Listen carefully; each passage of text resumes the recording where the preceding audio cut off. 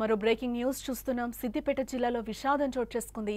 BMW car కొనివ్వలేదని యువకుడు ఆత్మహత్య చేసుకున్నాడు. BMW కారు కోసం గత కొద్ది రోజులుగా ఇంట్లో డిమాండ్ చేస్తూ వస్తున్నాడు. ఒక యువకుడు స్విఫ్ట్ కారు కొంటానని కూడా తండ్రి చెప్పాడు. షోరూమ్కి వెళ్లి స్విఫ్ట్ కారు చూపించి ఒప్పించే ప్రయత్నం చేశాడు ఆ తండ్రి. కానీ ఆ కారు నచ్చకపోవడంతో జానీ ఈ నేపథ్యంలోనే బలవన్మరణానికి పాల్పడ్డాడు. జానీ 10వ తరగతి వరకు మాత్రమే చదివాడు. ఊర్లో వ్యవసాయ పనులు చేసుకుంటూ కూడా తను పూట గడిపేవాడు. అయితే జగదేవ్పూర్ మండలం చాట్లపల్లిలో ఈ ఘటన చోటు చేసుకుంది. ఊర్లో వ్యవసాయ పనులు చేసుకుంటున్న ఓ యువకుడు BMW కారు కోసం ప్రాణాలే తీసుకున్నాడు. అవును, ఇంట్లో అంత స్తోమత లేకపోయినా సరే ఖరీదైన కారు కోసం పట్టుపట్టాడు. BMW కారు కొనివ్వాలని లేదంటే చనిపోతానని తండ్రిని బెదిరించాడు. కుమారుడి మొండి పట్టుతో ఏదో ఒకటి చేసి BMW కారు కాకపోయినా స్విఫ్ట్ డిజైర్ కారు కొంటానని తండ్రి ఆ జానీ యువకుడికి నచ్చజెప్పాడు.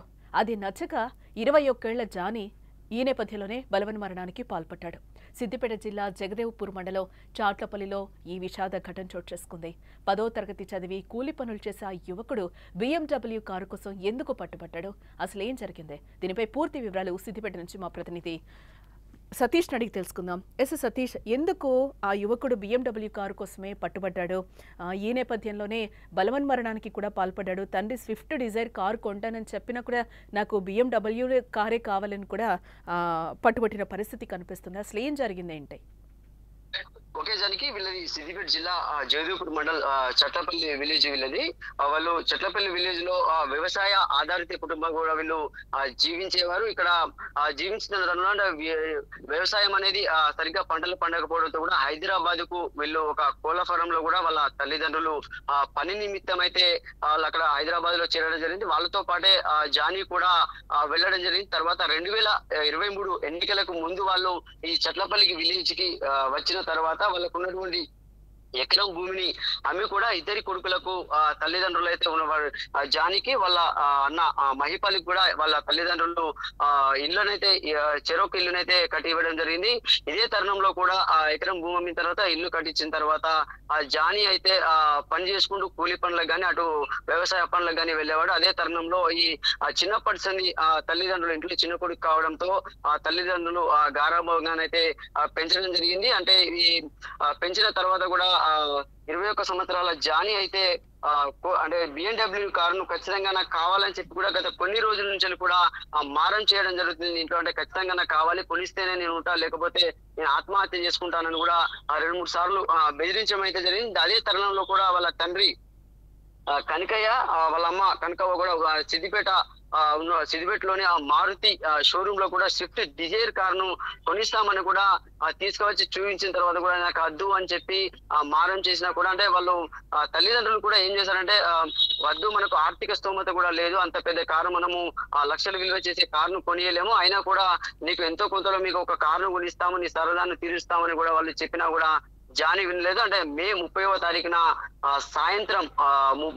సాయంత్రం వెళ్ళి బావి దగ్గరికి వెళ్ళి, అంటే వాళ్ళు చేస్తున్నటువంటి కౌలు చేస్తున్నటువంటి బావి దగ్గరికి వెళ్ళి అయితే అక్కడ పురుగుల మంది తాగడం జరిగింది. అది గమనించినటువంటి కుటుంబ సభ్యులు గజ్వేల్ ప్రభుత్వ ఆసుపత్రికి తరలించి తర్వాత చికిత్స నిమిత్తం వేరే ప్రైవేట్ హాస్పిటల్కి తరలించారు. అయినా కూడా అక్కడ మొన్న శనివారం రోజున అర్ధరాత్రి అయితే జానీ మృతి చెందడం జరిగింది. అంటే ఈ ఘటనకు సంబంధించి పేరెంట్స్ ఏమైనా మీరు మాట్లాడడం జరిగిందా? పేరెంట్స్ ఏం చెప్తున్నారు? అంటే పేరెంట్స్ ఏం చెప్తున్నారు అంటే కారు అడగడం జరిగింది. అడిగిన తర్వాత కూడా మేము కొనిచ్చేందుకు కూడా సిద్ధమయ్యాం. అంటే అంత స్తోమత లేదు, కానీ మేము మారుతి షిఫ్ట్ కార్ అయితే సిద్దిపేటలోని షోరూమ్ లో చూసాము ఆల్రెడీ. మేము కొనిచ్చే ప్రయత్నమే చేస్తున్నాం, ఎందుకంటే మాకు స్తోమత లేకున్నా కూడా నా కొడుకు కోరిక తీర్చుదామని అనుకున్నాం, కానీ ఇంతలోనే ఇంత అగత్యానికి పాల్పడతాడు అని కూడా అనుకోలేదని చెప్పి కూడా తల్లిదండ్రులు అయితే దుఃఖసాగరానికి లోనవుతున్నారు. Right Satish, thanks for the update. ఇక్కడ మనం చూడొచ్చు, ఊర్లో వ్యవసాయ పనులు చేసుకుంటున్న ఓ యువకుడు BMW కారు కోసం ప్రాణాలు తీసుకున్నాడు. అంటే ఇక్కడ మనం గమనించాలి, ఎందుకు పిల్లలు అతి గారాభం వల్లనే వీళ్ళు ఈ విధంగా చేస్తున్నారా? గతంలో కూడా మనం చాలా ఘటనలు చూస్తున్న పరిస్థితి కనిపిస్తుంది.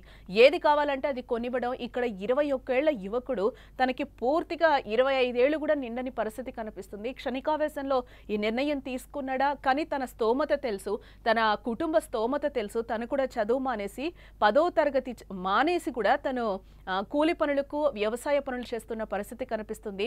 తన ఇంటి పరిస్థితి ఏంటో కూడా తనకి క్లుప్తంగా తెలుసు. తెలిసినా కూడా BMW కారు కోసం తను పట్టుబట్టడం ఇది ఎంతవరకు కరెక్ట్? అంటే పేరెంట్స్ కొడుకు ఆశ తీర్చాలి అని కూడా BMW కారు మనకొద్దు, కానీ స్విఫ్ట్ డిజైర్ తీసిస్తామని కూడా వాళ్ళు చెప్పిన పరిస్థితి కనిపిస్తుంది. అంటే ఇక్కడ మొత్తానికి మనం ఏ విధంగా చూడాలంటే అతిగారవమే ఈ ప్రాణాలు తీసుకునే వరకు వెళ్తున్నాయా అనేదైతే ఇక్కడ ఆలోచించాలి. యువత ఎందుకు పెడదారులు పడుతున్నారు?